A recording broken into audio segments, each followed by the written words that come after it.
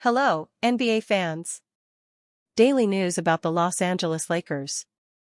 I'm a fan of the Lakers show and I hope you'll subscribe to the channel and give it a like. It is being suggested that the Lakers invest in signing a player who is improving a lot and has been phenomenal for the Denver Nuggets, and that player is Peyton Watson. He is an elite defender, has great wingspan, is skilled, and makes many three-point shots. Peyton Watson's skill set fits perfectly with the Lakers' needs. The Los Angeles Lakers have a painfully obvious free agent target this summer. They need to go after Peyton Watson. The young wing, who grew up in LA idolizing Kobe Bryant, has broken out as a two-way player who could immediately fill holes on a contending Lakers roster. Elite two-way game makes him a perfect fit. With Watson's combination of defense, off-ball scoring, and versatility, Watson makes perfect sense for a team built around Luka Doncic, LeBron James, and Austin Reeves. The Denver Nuggets have leaned on Watson heavily this season after injuries hit 4 of their 5 starters, and he has answered the call amazingly. Over his last 10 games, he has been averaging 22 points, 6 rebounds, and 3 assists while shooting 51% from the field and nearly 49% from beyond the arc. Defensively, he is elite. He does not have the nickname Swatson for no reason. He has an incredible ability to block shots. He is also great with his switches across multiple positions and brings the kind of defensive energy the Lakers desperately need. Even LeBron and Doncic have noticed. Both met with Watson post-game and came away impressed. Seeing a wing who can move without the ball, hit open shots, and relieve defensive pressure is exactly what the Lakers have been searching for all season. Money is the main obstacle. Denver is already over the luxury tax line and historically conservative with spending. Watson would likely command $30 million plus per year, and with Christian Braun locked into a huge contract, keeping him might be difficult. That makes Watson a prime free agent target for the purple and gold. The Nuggets may not be able to pay him what he is worth, giving the Lakers an opening. Trading for him at the deadline is not realistic. The Lakers do not have the assets to pull it off, and the Nuggets will most likely need him come playoff time. However, waiting for free agency is smart. Watson is the exact kind of player you need to surround Doncic with. For Los Angeles, the case is clear as day. He is a hometown talent with elite defense, off-ball scoring, and a perfect fit for a championship run. If Denver can't match his value, the Lakers should be ready to strike. Peyton Watson is not just another free agent, he is exactly the wing they need. Warriors continue to be linked to Giannis Antetokounmpo, LeBron James. Will Bucks All-Star Giannis Antetokounmpo and Lakers LeBron James be moved ahead of this year's trade deadline? As the rumor mill continues to heat up 3 weeks ahead of the NBA trade deadline, the Golden State Warriors have been linked to Milwaukee Bucks All-Star Giannis Antetokounmpo and Los Angeles Lakers LeBron James, according to ClutchPoint's Brett Siegel. The Lakers are reportedly interested in Warriors Jonathan Kuminga, while Golden State, on the heels of losing Jimmy Butler III for the season to a torn ACL, has prioritized trading Kuminga. Meanwhile, in the Eastern Conference, all signs point toward Antetokounmpo and the Bucks splitting ways, albeit before February 5's deadline or during the offseason. The Bucks could be one Giannis trade demand away from finding a new home for the 9-time All-Star forward, according to Siegel. Should Giannis request a trade from the Bucks, Warriors owner Joe Lacob will do whatever it takes to try and put his organization at the front of the line for the 2-time MVP, multiple sources told ClutchPoints. He is the one player the Dubs would be willing to move any of their assets for before this year's trade deadline, Siegel reported. As for James, who's recently been in the news this week after an ESPN feature on Lakers governor Jeannie Buss exposed her discontent with LeBron over the years, is joining forces with All-Star Stephen Curry a realistic option for the Warriors? Pairing him with Curry to end their careers has been something Golden State has recently explored, Siegel added. It almost seems like an annual phone call that the Warriors and Lakers have, as the Dubs made a serious push for James before the 2024 NBA trade deadline, and the league's all-time leading scorer holds a close relationship with both Curry and Draymond Green. With tensions rising in Los Angeles and James appearing to be on his way out from the Lakers this upcoming offseason, maybe he and his agent, Rich Paul of Clutch Sports, would seriously consider waiving their no-trade clause to go to the Warriors.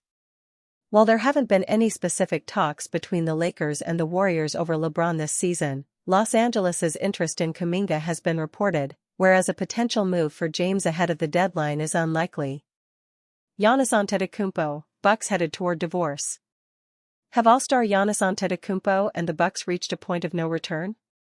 It feels like it, considering the boos, the consistent losing, which was topped by Antetokounmpo calling his teammates selfish after a 122-102 blowout loss to the Thunder. Amid a disastrous 2025-26 Bucks campaign, Antetokounmpo's exit feels inevitable, according to the Eye Test and ESPN's Brian Windhorst. It's almost a couple that everybody in the league thinks is going to get a divorce. They don't know if they're going to get divorced by Easter, if they're going to get divorced by July 4th, but in the league, the teams do believe this is going to be a divorce, Windhorst said. And I know what Giannis is on the record as saying, I know what Doc is on the record as saying. The Bucks, to my knowledge, are still not taking phone calls on Giannis, they're only making outgoing calls. Having said that, I can just tell you the teams are poised, thinking this could end up being a separation at some point. Expand tweet. The NBA trade deadline is February 5th. Lakers exit race for $179 million forward over one key reason. As the February 5th trade deadline draws closer, the Los Angeles Lakers are increasingly viewed as one of the more active teams to monitor. Early in the season, the prevailing belief was that Los Angeles would approach the deadline quietly, limited by a narrow pool of tradable assets. Now, there is a growing belief that general manager Rob Pelinka is actively canvassing the market in search of roster upgrades. Much of that focus has centered on adding a young two-way wing and perimeter help. One high-profile name, however, has appeared in trade speculation around the league for months. And it now appears the Lakers have no intention of entering that race. Lakers rule out Michael Porter Jr. pursuit. There has been speculation about whether the Lakers could involve themselves in discussions for Michael Porter Jr., with several teams reportedly monitoring his availability following a standout season with the Brooklyn Nets. According to ClutchPoint's NBA reporter Brett Siegel, a move to Los Angeles is not under serious consideration. The talk of the Los Angeles Lakers possibly throwing their hat in the mix for Porter isn't a realistic possibility and something they do not have a desire to do, sources said, Siegel wrote. The Lakers have signaled that they do not want to take on big money at this time, regardless of how many years a player has left on their contract. After being acquired from the Denver Nuggets last offseason, Porter Jr. has delivered a career-high campaign in Brooklyn. Through 34 games, he is averaging 25.3 points, 7.4 rebounds, 3.2 assists, and 1.0 steal per game while shooting 48.1% from the field and an impressive 39.6% from three on 9.5 attempts per game. For a Lakers roster already built offensively around Luka Doncic, LeBron James, and Austin Reeves when healthy, adding another high-volume scorer and shooter would do little to address the team's more pressing needs. Salary flexibility shapes Lakers' strategy. Beyond roster fit, financial considerations appear to be the primary deterrent. ESPN's Tim Bontemps and Brian Windhorst recently reported that the Lakers are unlikely to pursue blockbuster deals at the deadline, instead prioritizing value-driven moves. They're going to be looking for bargain deals and they might be able to find one if they're willing to take on long-term money, Bontemps and Windhorst stated that one West general manager said. Porter Jr. is currently in the fourth year of a 5-year, $179.2 million contract.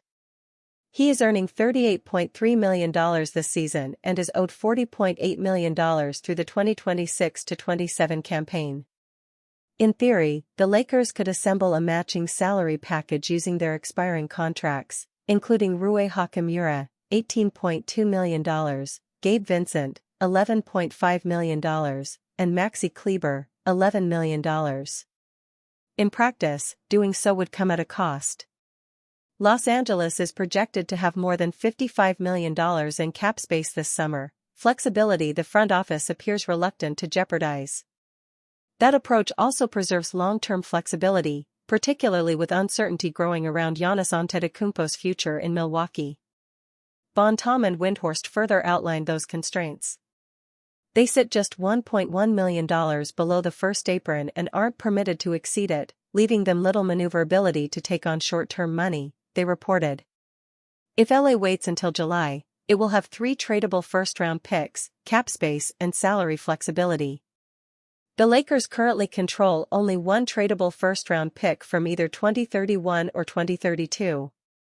While there have been reports that Pelinka is exploring ways to restructure that asset into multiple picks, Brooklyn's reported asking price complicates matters, with the Nets seeking as many as 2 first-round picks in any deal involving Porter Jr., a cost that would place the forward firmly outside the Lakers' comfort zone as the deadline approaches. Lakers eye perimeter help as trade clock starts to matter. The Lakers know what the problem is. Fixing it before February 5 is the harder part. They need perimeter help. Real help. Not just another name. Not just a move for the sake of movement. They need help on the perimeter, ESPN's Dave McMenamin said on SportsCenter. A guy like Jonathan Kuminga, maybe he could be someone the Lakers could pursue. Maybe Andrew Wiggins in Miami. Someone like Keon Ellis in Sacramento, DeAndre Hunter, Peyton Watson. The list goes on and on. Los Angeles at Seattle, NFL betting preview game betting preview for January 25, 2026. On paper, the Lakers have tools. Roughly $40 million in expiring money between Rui Hachimura, Gabe Vincent and Maxi Kleber gives them flexibility. Add either a 2031 or 2032 first-rounder, and suddenly, they at least have a seat at the table. The real question is whether that package is strong enough to land the kind of two-way wing this roster actually needs. This is not about chasing headlines. It is about fit. And if the Lakers are serious about maximizing this Luka Doncic window, standing pat probably is not the plan. Nobody wanted to go to the Lakers, ex-LeBron James teammate gives Jeannie Buss harsh reality check. The Los Angeles Lakers organization crashed in the mid-2010s after Kobe Bryant retired in 2016. They didn't make it to the conference finals until 1 year after LeBron James arrived in 2018. But somehow, Jeannie Buss disliked labeling Bron as a franchise savior for LA, contradicting Buss's opinion. DeMarcus Cousins notes that LeBron single-handedly restored the Lakers to the NBA spotlight. In the latest edition of Run It Back, Cousins sharply remarked, "If his ego bothers you, that means you're egotistical as well." So, that kind of contradicts itself. As far as him being the savior, he was the savior. Nobody wanted to go to the Lakers before LeBron got there.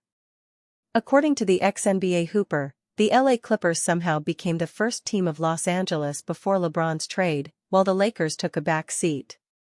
LeBron was the savior. He made the Lakers cool again. He made people want to come play for the Lakers, Cousins doubled down on his claim. The mid-2010s were a tough era for the LA Lakers. A series of failed trades, a poor injury management of players like Kobe Bryant and Pau Gasol, and costly signings like Luol Deng and Timofey Mozgov disrupted the system. Records plummeted from 57 to 25 in 2010 to 11 to 17 to 65 in 2015 to 16. Meanwhile, Bron's signing in 2018 shifted the trajectory of the Lakers organization. He ended the 6-year playoff drought and helped Jeannie Buss and company restore credibility in the NBA. James was one of the reasons why they could acquire Anthony Davis from the Pelicans in 2019. And thus, clinched their 2020 championship in the bubble era. Meanwhile, DeMarcus Cousins has seemingly discovered Jeannie Buss's true intent in the latest controversy unveiled through ESPN's Baxter Holmes report. Mind you, the Lakers' governor's close circle said LeBron's attitude frustrated her after Bronny's 2024 draft pick. LeBron James finds more support from Cousins, Stephen A. Smith joins. "I don't like the undertone on this at all. I'm not okay with it," DeMarcus Cousins continues to blast Jeannie Buss. "I think this is showing her true colors as a person. We're talking about egos. We're talking about being grateful. This is sports. What are we talking about?" He further criticized Buss, stating that the expectation that LeBron should constantly show gratitude for the opportunities he received, like Bronny's draft pick or winning a championship. He argued that such demands are unrealistic and petty. Cousins pointed out that sports are a job, not a personal favor. He also questioned whether Jeannie Buss's idea of gratefulness, constant bowing or thank yous, is a fair standard for a professional athlete. Meanwhile, ESPN's veteran analyst Stephen A. Smith hopped on the bandwagon on First Take. He, too, stood firmly in favor of LeBron James. Pointing out Buss's dissatisfaction with the 41-year-old's influence and Clutch Sports' influence, Smith presented his opinion. He said, "This notion that Rich Paul is some kind of villain because Clutch Sports was wielding its power, and it was leaning on LeBron James to do it. I will remind you, the Lakers had really regressed.